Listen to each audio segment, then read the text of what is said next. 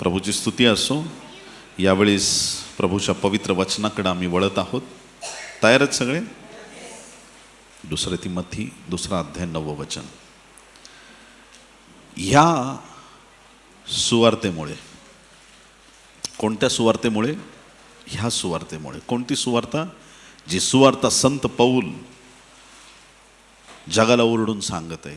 ज्या प्रभूने त्याचं जीवन बदललं, त्याचं जीवन आशीर्वादित केलं, त्याच्या जीवनामधला कायापालट केला, त्याच्या दुष्टतेच्या विचारातून त्याला बाहेर काढलं आणि त्याला सत्य कळल्याच्या नंतर ज्यावेळेस पौलाने सेवेची सुरुवात केली आणि त्याने अनेक ठिकाणांमध्ये संत पौलाने जाऊन भेटी दिलेल्या आहेत. अनेक मंडळांची त्यांनी स्थापना केली. कट्टर लोकांमध्ये जाऊन त्याने, कट्टर यहुद्यांमध्ये जाऊन त्याने प्रभूचं वचन सांगितलं, रोमी लोकांमध्ये वचन सांगितलं.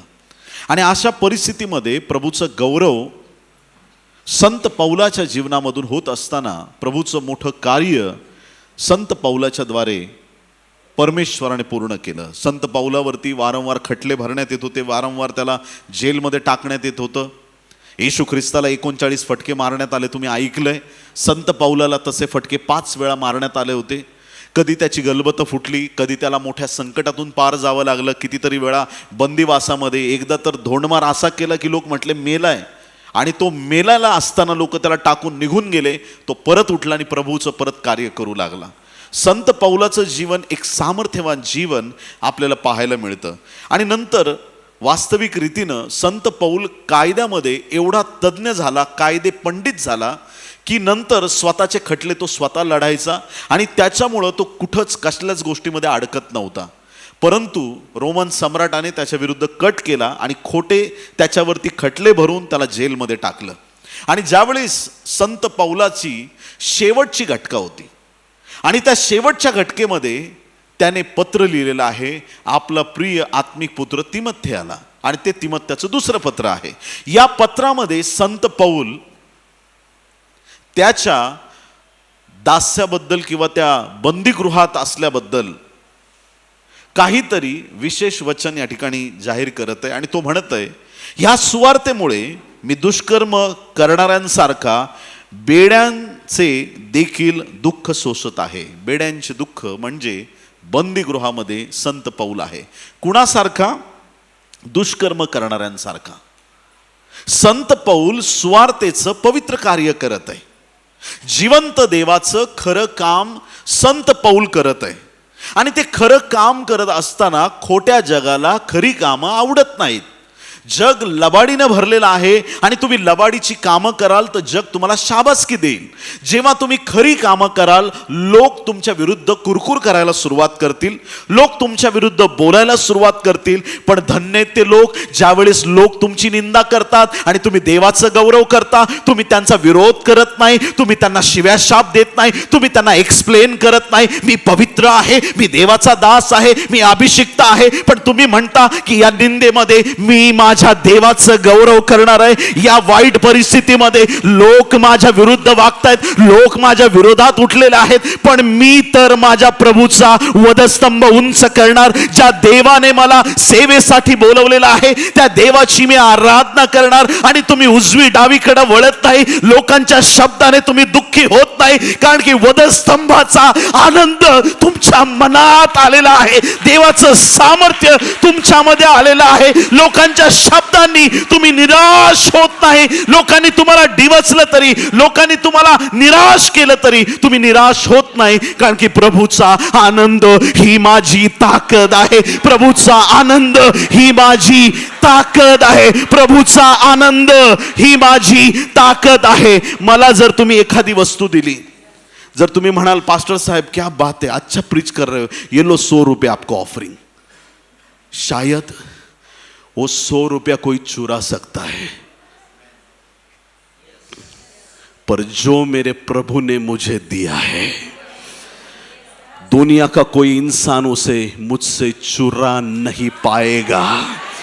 प्रभूचा आनंद ही माझी ताकद आहे. The joy of the lord is my strength. म्हणा, joy of the lord is my strength. प्रभूचा आनंद हीच आपली ताकद आहे, दुसरी कोणती ताकद नाही.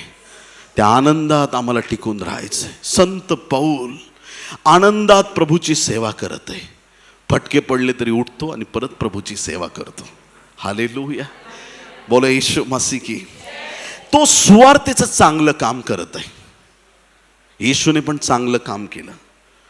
वधस्तंभावर 2 बाजूला कोण होते? देवदूत. देवदूत देवदूत होते. चोरांच्या मध्ये त्याला क्रूसावर टांगलं. अपराधांमध्ये गणण्यात आला. तिथे एक नॉर्मल जर व्यक्ती असताना म्हटलं असतं, हे देवा, हे तू काय केलंस? मी किती चांगलं काम करायचो आणि हे दोघं तर किती वाईट आहेत आणि मला पण त्यांच्याच पंक्तीत आणून बसवलंस का? मी तर किती चर्चला जातो, माझ्या पण जीवनात संकट. अरे गप, तोंड बंद कर तुझा. त्या परिस्थितीत देवाचं गौरव करायला सुरुवात कर. हालेलुया. येशूने एका शब्दानेही कधीच देवबापाची निंदा केली नाही, कारण त्याला ठाऊक आहे त्याचा परमेश्वर कोण आहे, त्याचा पिता कोण आहे, त्याला ठाऊक आहे. आणि म्हणून त्याने कधीच देवबापाची त्याने कधीच निंदा केली नाही. संत पौलामध्ये तेच ख्रिस्ताचे गुण दिसत आहेत. बंदीगृहात गेलाय, जेलमध्ये सापडलेला आहे आणि त्या परिस्थितीत सांगत आहे की मी अशा स्थितीत अडकलोय की दुष्कर्म करणारे जे लोक आहेत ना, त्यांच्याबरोबर मी बंदिवासात आलेलो आहे. आणि बंदिवासात मी आलेलो आहे, बेड्यांचे देखील दुःख सोसत आहे, तरी देवाच्या वचनाला बेडी पडलेली नाही. हालेलुया. मला जेलमध्ये टाकलंय काय, पण तुम्ही माझ्या देवाच्या वचनाला बेड्या टाकू शकणार नाही. देवाच्या कार्याचा अटकाव होणार नाही. माझा देव अनस्टॉपेबल देव आहे. माझा परमेश्वर न थांबणारा देव आहे. तुम्ही चमत्कार बघून थकाल, पण माझा देव चमत्कार करायचं थांबणार नाही. तो त्याचं सामर्थ्य देत राहील, त्याची कृपा होतच राहील, त्याचं गौरव तो प्रकट करत राहील. माझा देव अनस्टॉपेबल गॉड आहे, त्याला कुणीही थांबवू शकणार नाही. प्रभूचं सामर्थ्य हे निरंतर वाहणारं सामर्थ्य आहे. मोशे फारोला सांगायचं, माझ्या लोकांना जाऊ दे. सगळ्यांनी म्हणा, माझ्या लोकांना जाऊ दे. फारो म्हणायचा, नाही जाऊ देत.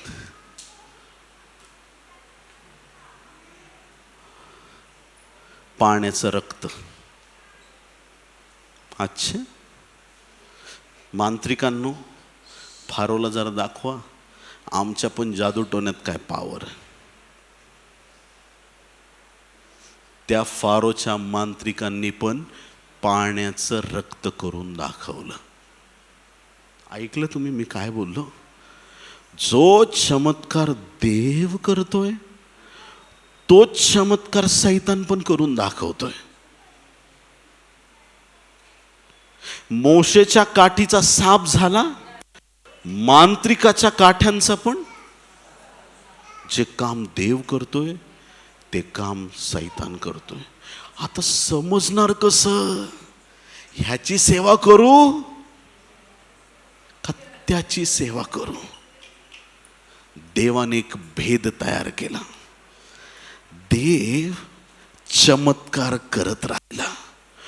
जोपर्यंत फारो नावाच्या व्यक्तीला कळत नाही यहोवा जिवंत आहे, तोपर्यंत देव चमत्कारांवर चमत्कार करत गेला, अद्भुत सामर्थ्य दाखवत गेला. फारोच्या मांत्रिकांना ऍक्सेप्ट करावं लागलं, यहोवा जिवंत आहे. मोशेचा देव जिवंत आहे, देव सामर्थ्यवान आहे. आणि त्या फारोच्या मनाचा कठीणपणा प्रभूने दूर केला. तुम्ही ऐकताय चर्च? त्याला ऍक्सेप्ट करावं लागलं. देवाच्या प्रिय लोकांनो, ज्या ज्या वेळेस अडचणी आल्या त्या त्या वेळेस परमेश्वर आमच्यासाठी धावून आलेला आहे. त्या वेळेस प्रभू आमच्यासाठी धावून आलेला आहे. वचनाला बेडी पडलेली नाही. काय गोड आणि किती सुंदर वचन आहे. समजून घ्या, देवाच्या मुखातून निघणारा शब्द म्हणजे बायबल आहे आणि त्या वचनाला बेडी पडू शकत नाही. कोणी असं म्हणू शकत नाही की तिथं खूप हिलिंग होतात, येशू इथं काम नाही करत, तिथं असं होतं, येशू तिथं नाही करत, हे फक्त गिफ्ट ह्याच ठिकाणावरती आहे आणि ते गिफ्ट फक्त एक गपरे. झोपेत आहे का तू? अख्ख्या जगाला प्रभूने एकच आत्मा दिलाय. हालेलुया. जर तिकडे चमत्कार होत आहेत, इकडे पण चमत्कार झालेच पाहिजेत, कारण इथे पण त्याच देवाचा आत्मा आहे. समज रहे हो की नाही? समजतंय सगळ्यांना? प्रभूचा आत्मा एकच आहे. तो प्रभू एकच आहे जो कार्य करणार आहे. वचनाला बेडी का नाही पडू शकत? आदि मानव था नहीं, ओके, आदि मानव भी था और फिर बाद में सब हो गया, लेकिन आदि में मानव बनने से पहले क्या था? आदि में योहान 1 अध्याय 1 वचन, आदि में वचन था, वचन परमेश्वर के साथ था और वचन ही परमेश्वर था. In the beginning was the word, word was with God and word was God. Hallelujah. सुरुवातीचा शब्द ते वचनच आमचं देव आहे. आमीन. जर वचन देव आहे तर देवाला कोणी बंदिवासात टाकू नाही शकत. हालेलुया. ते वचन कधीही दास्यामध्ये किंवा बेडीमध्ये जाऊ शकत नाही. वचन कधीही जोखडात अडकू शकत नाही. ज्यावेळेस ख्रिस्त स्वर्गाला गेला त्याआधी त्याने प्रॉफेसी केली होती, इथं चिऱ्यावर चिरा राहणार नाही, नाश होणार आहे. लोक म्हटले होऊ दे, पण आम्ही तुला क्रुसावरच खेळणार. येशू क्रुसावर गेला आणि येशूच्या बलिदानानंतर काही वर्षातच इसवी सन 70 मध्ये यरूशलेमेतलं मंदिर, जरुबाबेलचं मंदिर तोडण्यात आलं आणि ते मंदिर रोमन सम्राटाने तोडून टाकलं. याचा अर्थ त्या दिवसापासून ख्रिस्ती लोकांच्या विरुद्ध रोमन साम्राज्य उभं राहिलं. ऐकलं तुम्ही? हा जो प्रदेश आहे इस्रायल, हा रोमन लोकांच्या कंट्रोलमध्ये होता आणि रोमी लोक तिथं राज्य करायचे. रोमी सम्राटाचं वर्चस्व आहे आणि त्याचा विरोध येशू ख्रिस्ताला आहे. नंतर पुढे हा विरोध वाढत गेला.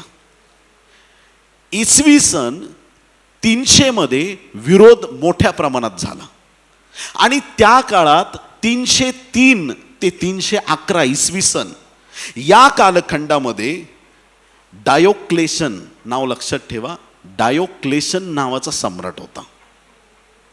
काय नाव होतं? डायोक्लेशन.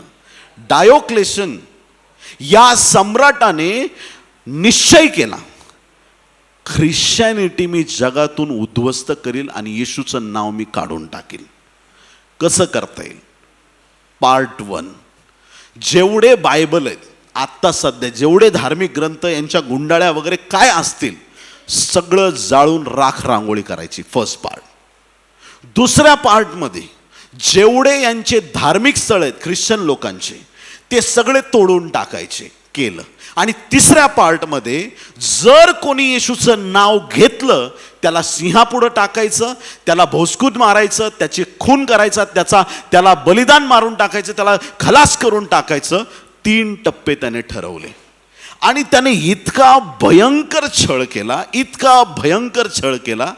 तुम्ही मला विचारा किती भयंकर छळ केला?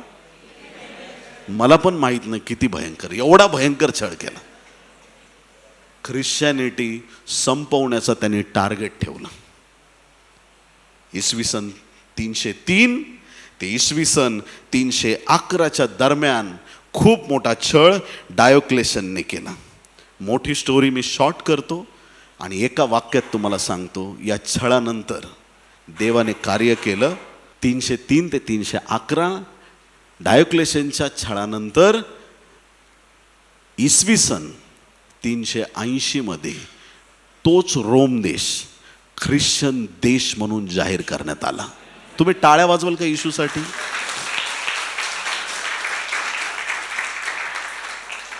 जब जब विरोध हुआ है हम बढ़ते गए हैं. तुम्हाला वाटते ते तुम्ही करा, त्याला वाटते ते तो करेल. हालेलुया. धन्य आहेत ते लोक विरोधामध्ये टिकून राहतात. आपला फेथ डिक्लेअर करा. जगाला ओरडून सांगा, मी येशूच्या मागे चालणारा व्यक्ती आहे. हालेलुया. जगाला डिक्लेअर करा. लोक म्हणतील कांबळे आणि ख्रिश्चन कसे, जसे पाहिजेत तसे. हालेलुया. Praise the Lord. तुम्ही काय अमेरिकेवरून आले का? नाही, आम्ही येशूकडून आलेलो आहोत. हालेलुया. देवाच्या प्रिय लोकांनो, प्रभूने त्याचं सामर्थ्य प्रकट केलेलं आहे. त्याच्या वचनाला बेड्या पडलेल्या नाहीत. संत पौलाला हे मंडळीला समजून सांगायचंय. तिमोथेला जरी पत्र लिहिलंय, पण ते पत्र आजही आमच्यासाठी एक जिवंत देवाचं वचन आहे. आणि संत पौल सांगतो की मला बेड्या पडल्यात, पण माझ्या देवाच्या वचनाला बेड्या पडलेल्या नाहीत. याचा अर्थ तुमच्या संकटात पण तुमचा प्रभू बेड्यांमध्ये पडलेला नाही. प्रॉब्लेम तुमचा आहे, तुमच्या देवामध्ये तो प्रॉब्लेम आलेला नाही. प्रॉब्लेम सोडवणारा तुमचा प्रभू तुमच्या बरोबर आहे. हालेलुया. समजतंय की नाही समजत? दोघं जण आहेत, दोघं ब्लाइंड आहेत, आणि दोघं म्हणतात आपण फिरायला जाऊ.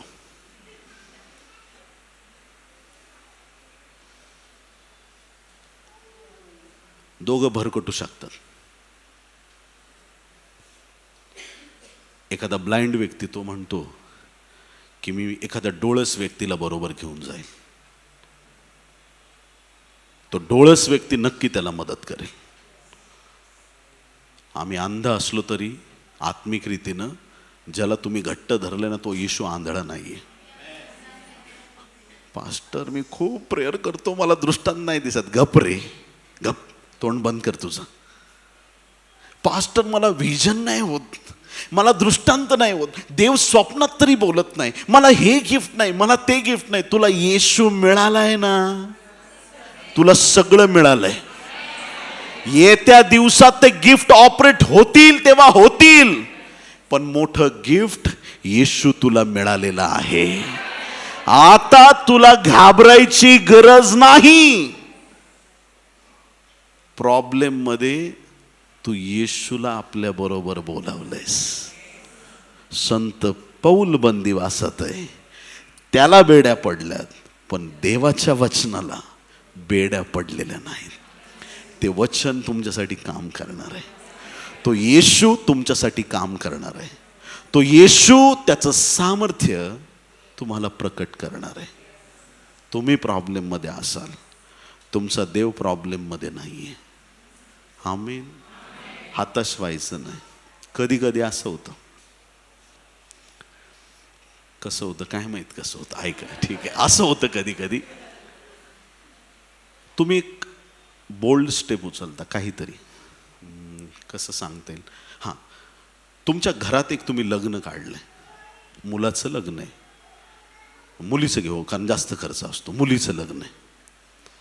आता त्या मुलीच्या लग्नासाठी तुम्ही पैशांची जमवाजमव करताय, पण पैसे अर्धेच जमलेत.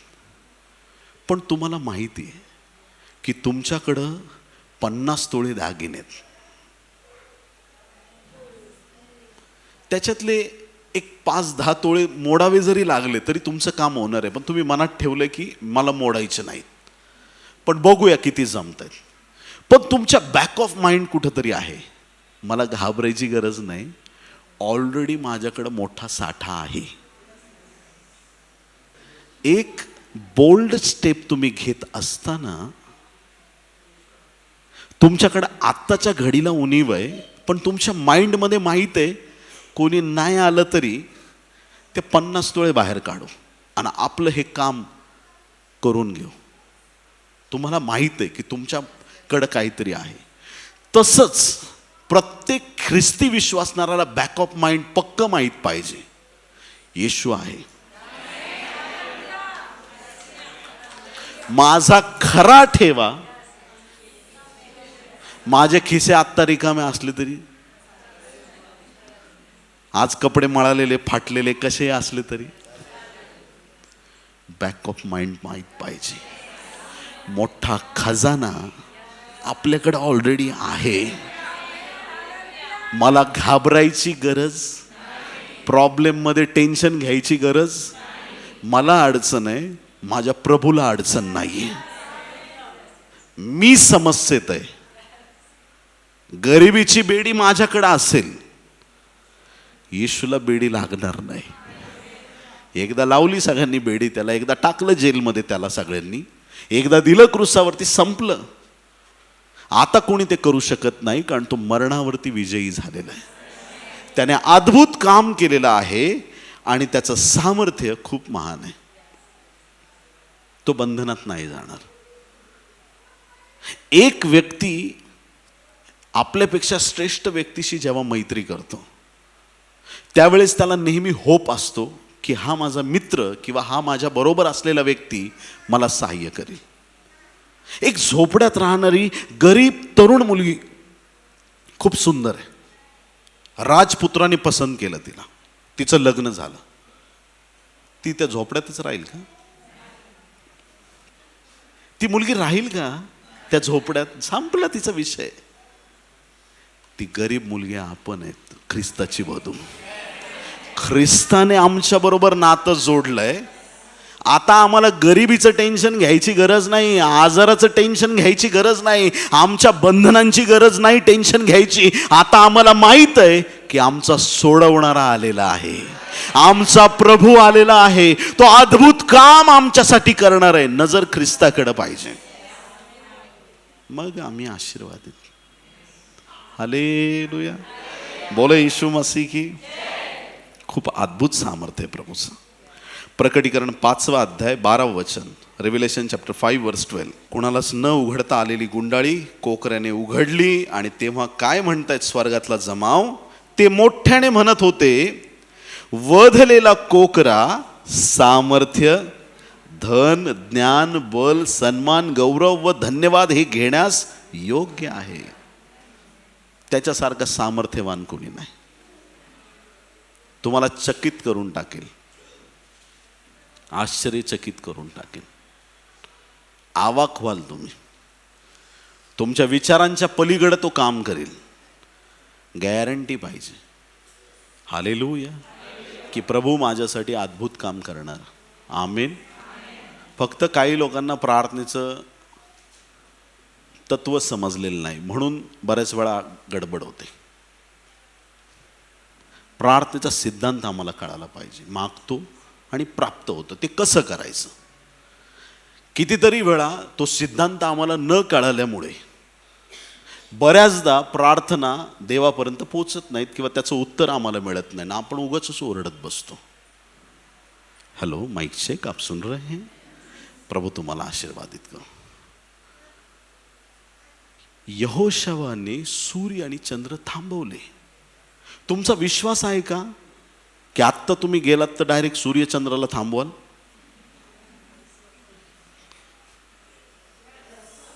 आपण रात्र आहे आत्ता, उद्या दुपारी कडक उन्हात सूर्य चंद्राला थांबवायला गेलात, थांबेल का? आता आपण समजा ओला बुक करा हो जरा. कुठे आहेत सुशील ब्रदर? एक सगळ्यांना ओला बुक करा, आपण जाऊ चौपाटीला दादरच्या. तिथं जाऊन आपण अख्खं चर्च उभा राहिलो, मी तुमचा मोशे.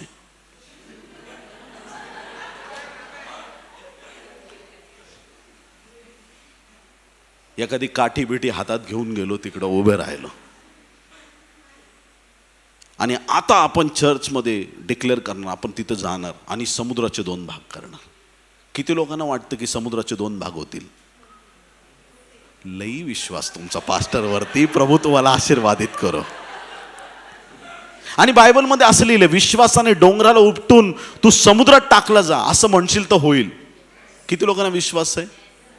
आता खंडाळ्या घाटात आपण गेलो, होईल का नाही होणार? मी सांगतो नाही होणार.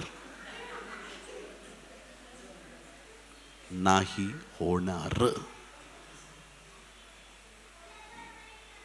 आता तुम्ही मला विचारा, का पास्टर? खूप आग्रह करणारे लोक आहात तुम्ही. प्रभू तुम्हाला आशीर्वादित करो. का ते सांगतो, का नाही ऐकणार देव? यहोशवाला युद्ध जिंकायचंय. वेळ कमी पडलाय, मी काय करू? वैऱ्याला उद्या बोलवू का? नको, प्रभूने मला दाखवलंय आज मी जिंकणार आहे, पण दिवस कमी पडतो, मी काय करू प्रभू? थांबव की सूर्याला चंद्राला? गरज होती म्हणून त्याने थांबवलं.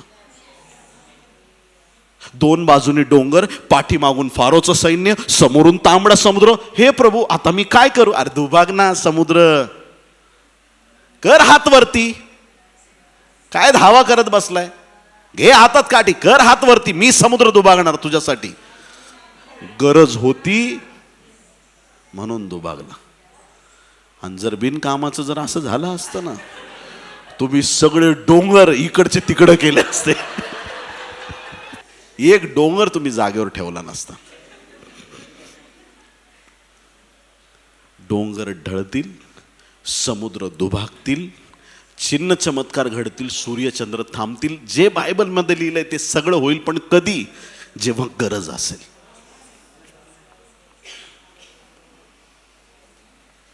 प्रभू मला ह्या वर्षी एवढे दागिने दे, अख्ख्या नातेवाईकांना कळू दे.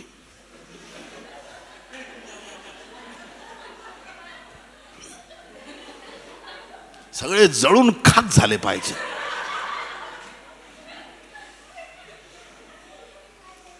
अगं अक्का, ते लोक नंतर अग्नीत नरकाच्या जळून खाकच होणार आहे. आता कुठं खाक करते त्यांना?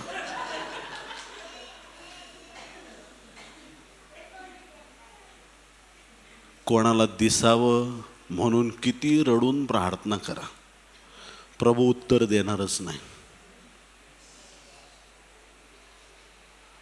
दिखाव्यासाठी काहीही मागा, मला घर दे, मला दाखवायचंय लोकांना,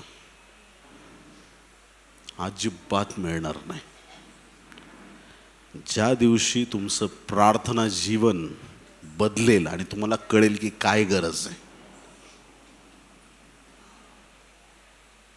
मोठ्या जरी गोष्टी तुम्ही प्रभूकडे मागितल्यात, करोडो जरी मागितले, काय 10-20 गुंठे मागताय? शेकडो एकर जमिनी तुमच्याकडे येऊ शकतील. कधी? ज्यावेळेस तुम्ही म्हणाल की मला या उद्देशासाठी पाहिजे. देव देणार. देव तुमची गरज पूर्ण करणार. हालेलुया. देव आपल्याला जगवतो प्रियांनो. कोणी आमेन म्हणाल का? देव आपल्याला कधीच उपाशी राहू देत नाही. तुम्ही खरे सच्चे देवाचे सेवक आहेत. देव तुम्हाला उपाशी राहू देत नाही.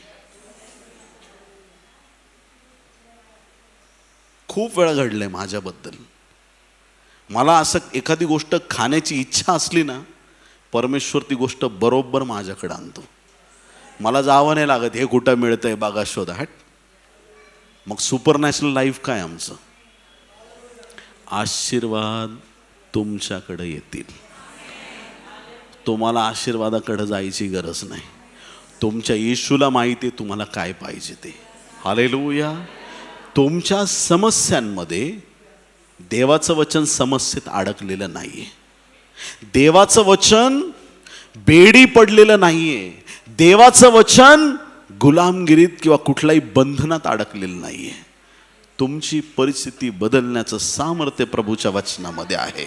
आणि तो प्रभू तुमच्यासाठी महान काम करायला तयार आहे. सामर्थ्य त्याचं आहे.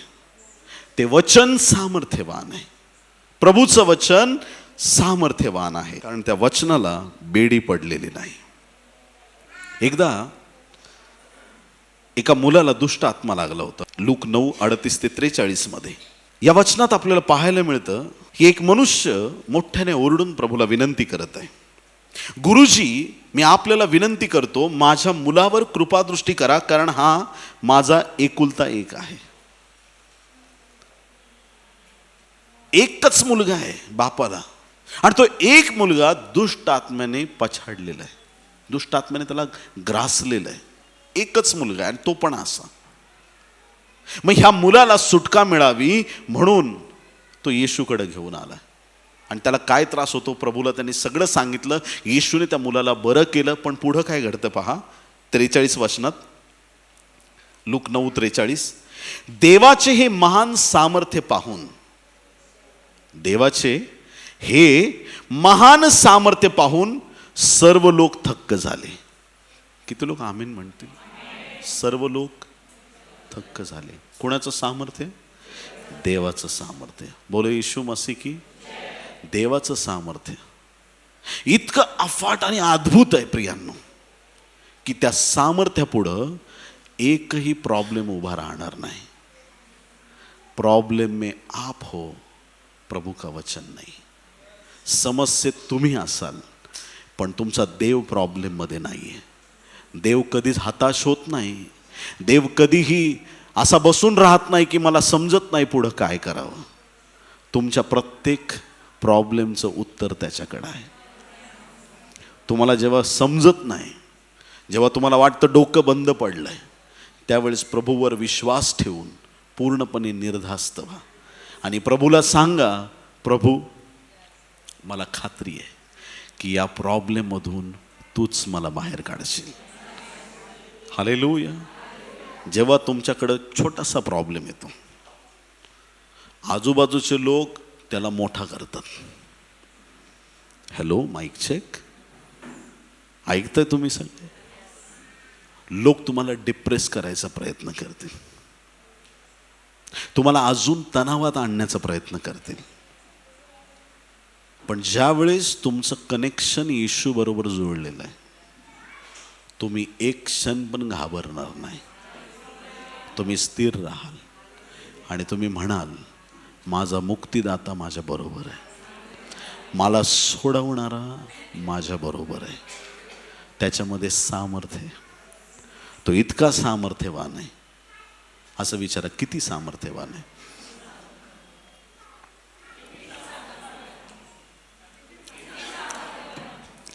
किती सामर्थ्य धन्य प्रभू तुला रे, मोठे नवल वाटते मला रे. किती सामर्थ्य धन्य प्रभू, मोठे नवल वाटते मला रे. किती सामर्थ्य धन्य प्रभू तुला रे,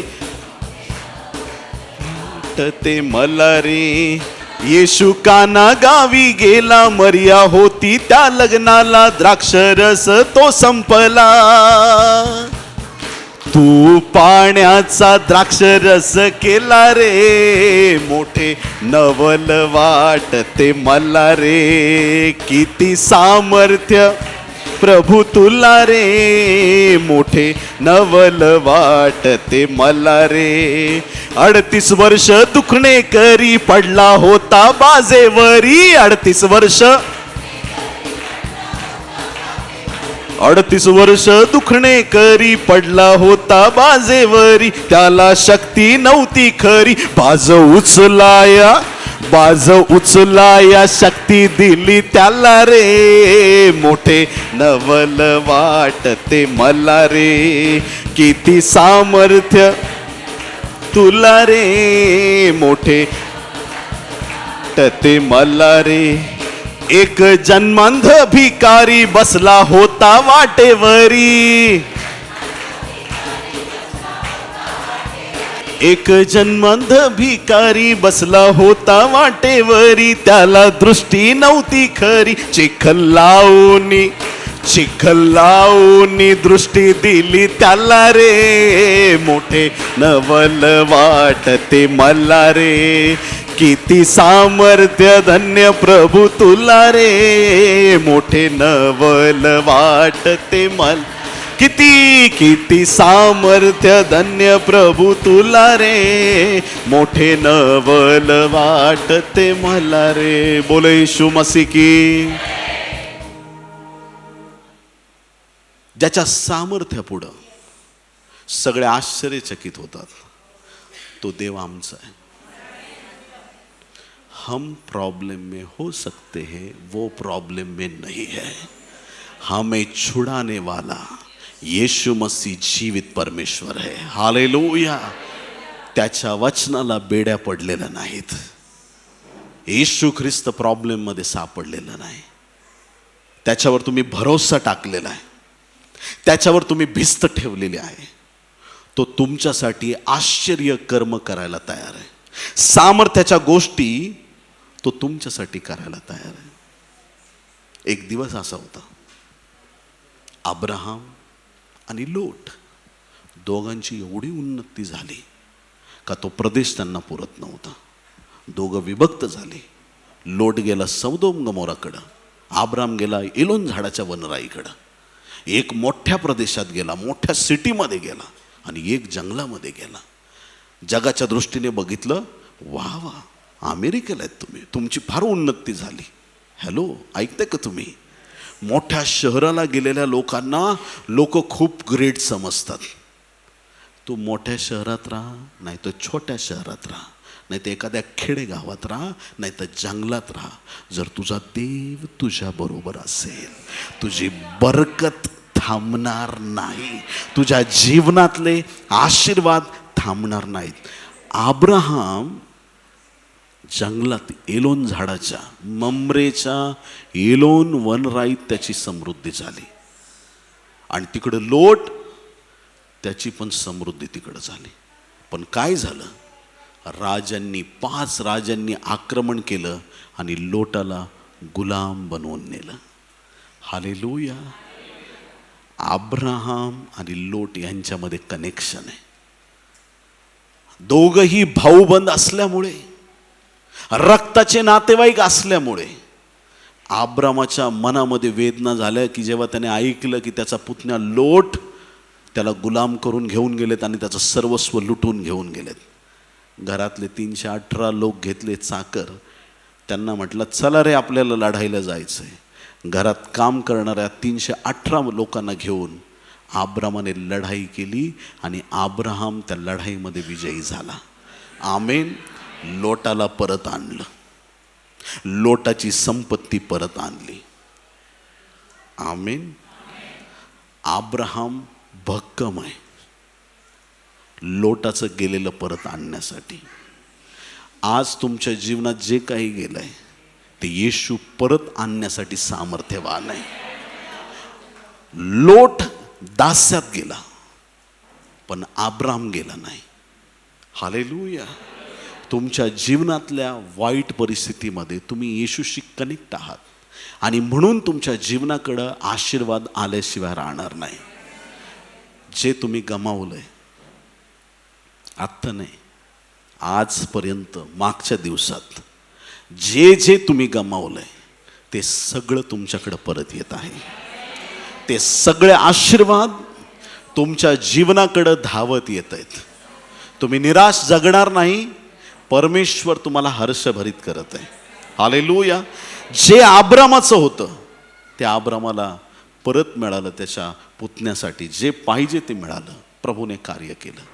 लोट गुलामगिरीत गेला, लोट दास्यात गेला, पण अब्रामाने कार्य केलं.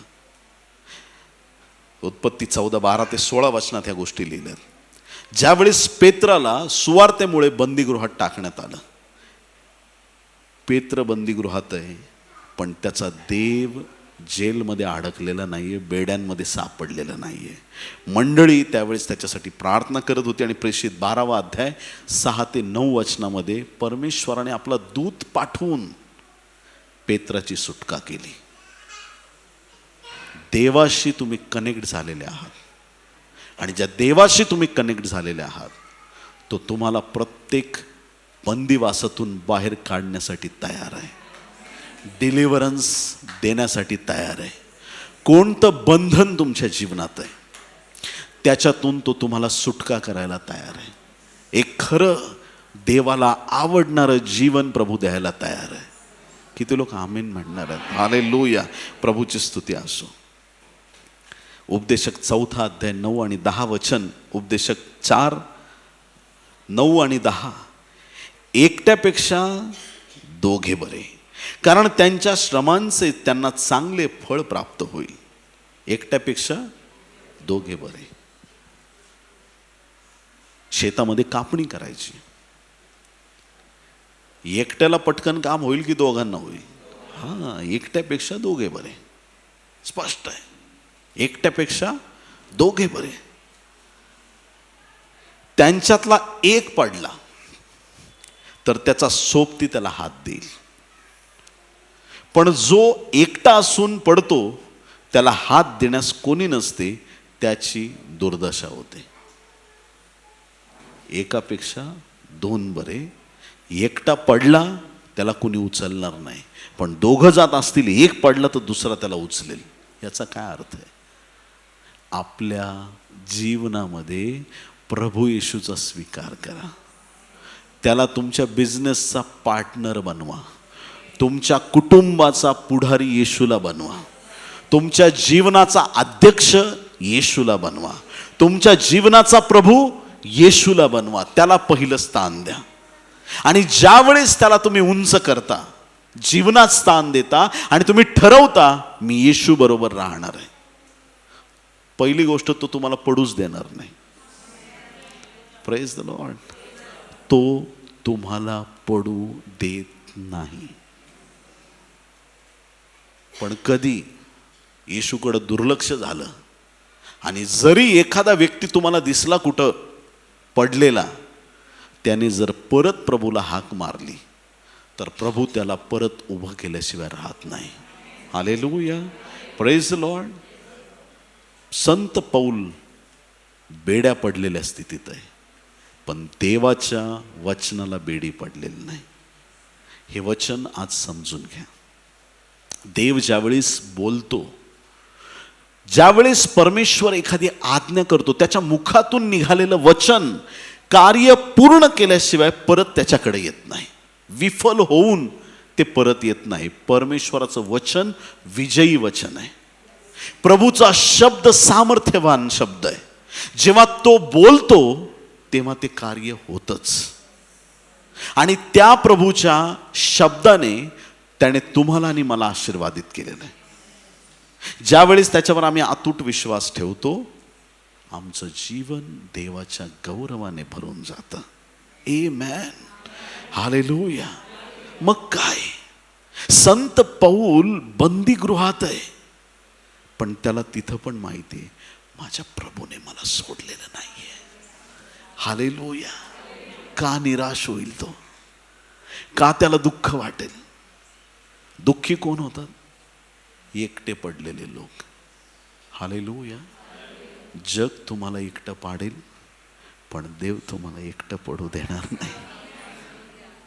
शद्रक, मेशक, आबेदनगो काय तिघच मित्र होते, ओळखणारे तर खूप होते. अग्नीच्या भट्टीत जो आला तो खरा मित्र आहे. हालेलुया. तुमच्या भट्टीत अग्नीच्या कोणीच नाही येणार. मम्मा येतेस का ग? अहो स्वामी, तुम्ही लग्नात मला वचन दिले होते, सुखात आणि दुःखात, श्रीमंतीत आणि गरिबीत, रोगात आणि आरोग्यात तुम्ही मला सत्यवचन दिलं होतं. आज मी प्रॉब्लेम मध्ये, तुम्ही येणार का? मला वेळ नाहीये का? मी अग्नीत पडले. नवरा म्हणतो मी अग्नीत पडलोय. कोणी येणार नाही. दुःख वाटून घ्यायची सिस्टीम अजून आली नाही. AI ने खूप प्रयत्न केलाय. आर्टिफिशियल इंटेलिजन्स आता आलंय ना, ChatGPT वगैरे, खूप प्रयत्न केला. दुःख वाटता येईल का? पापाचं ओझं काढता येईल का? लोकांच्या जीवनात आनंद देता येईल का? कुठल्याच टेक्नॉलॉजीला जमलं नाही. तुमचं दुःख दूर करणारा फक्त तुमचा प्रभू आहे. त्याला बेड्या पडलेल्या नाहीत. प्रभू मुक्त आहे, त्याला बेड्या पडलेल्या नाही. प्रभू प्रॉब्लेम मध्ये सापडलेला नाही. तो आमचा देव आहे. आमच्या समस्यांमधून तो आम्हाला बाहेर काढण्यासाठी तयार आणि तत्पर परमेश्वर आहे. नेहमी आमच्या जीवनात हा अतूट विश्वास असला पाहिजे. अतूट. काही असो, आज काय परिस्थिती आहे जीवनात, प्रभू तुझ्या दासाद्वारे हे वचन जे बोलतोयस तू माझ्या जीवनात मी स्वीकारतो. आणि माझी आत्ता जी परिस्थिती आहे ना, हे प्रॉब्लेम मी फेस करतोय, हे प्रॉब्लेम माझ्या जीवनातले सॉल्व्ह करण्याचं सामर्थ्य तुझ्याकडे. येशूच्या नावात प्रभू तुझं सामर्थ्य मी स्वीकारतो आणि या प्रॉब्लेमवर डिक्लेअर करतो, आज नंतर माझ्या समस्या संपलेल्या आहेत. आजपासून मी विजयी आहे. आज या क्षणानंतर माझ्या जीवनात बदल घडत आहे. आज नंतर माझ्या जीवनात प्रभूचं सामर्थ्य येत आहे. माझे आशीर्वाद मोकळे करण्यात आलेत. मी हरलेलं जीवन जगणार नाही. मी विजेता आहे. मी महान विजेता आहे. प्रभूने मला आशीर्वादित केलंय. माझ्या जीवनातली परिस्थिती माझ्या प्रभूने बदलून टाकली आहे. माझ्या जीवनावर देवाचा अभिषेक आलेला आहे. आज नंतर मी देवाच्या सामर्थ्यात चालणार आहे. तुम्ही ऐकलं असेल, येशू पुढं भूत थरथर कापतात. तुम्ही असा विश्वास दाखवला तर भूत तुम्हाला बघून पण पळून जातील. हालेलुया.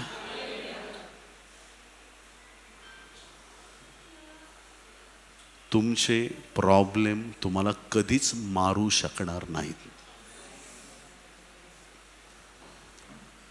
ह्या दिवसात आत्महत्येचं प्रमाण खूप वाढलंय. कर्ज झालं, जीव दे. कोणी काही दुखावलं, जीव दे. कोणी धोका दिला, जीव दे. मी काय म्हणतो, या फसवणाऱ्या जगावर विश्वास टाकताच कशाला एवढा, की तुम्हाला मरण्याची वेळ येईल. जगात कुणीही फसवेल, पण तुमचा येशू कधीच तुम्हाला फसवणार नाही. कधीच नाही. त्याने प्रॉमिस केलंय, तो प्रत्येक शब्दाचं तो उत्तर देईल. आणि तो तुम्हाला दाखवूनच देईल की मी तुला सोडलेलं नाही, मी तुझा त्याग केलेला आहे. त्याच्यावर भरोसा टाका. त्याच्यावर विश्वास ठेवून स्थिर आणि खंबीर व्हा. तुमच्या जीवनाला प्रभूला एक वळण द्यायचंय. या नव्या वर्षात एक नवीन निर्णय करा प्रियांनो, की मी निराश आणि हताश होणार नाही. समस्या माझ्याकडे आहेत, पण देवाच्या वचनाला बेडी पडलेली नाही. या समस्येत पण मी देवाचं वचन डिक्लेअर करेल आणि त्या वचनाच्या सामर्थ्याने मी माझ्या जीवनात आशीर्वाद प्राप्त करून घेईल. आशीर्वाद देणारा तयार आहे. आज बंधनातून बाहेर या. प्रत्येक अडखळणातून बाहेर या. तुमच्यासाठी प्रभू तुमच्या जीवनात जे काही गरजेचं आहे, मोशेची गरज होती तांबडा समुद्र दुभागण्याची, दुभागला. यहोशवाची गरज होती सूर्यचंद्र थांबवण्याचे, थांबवले.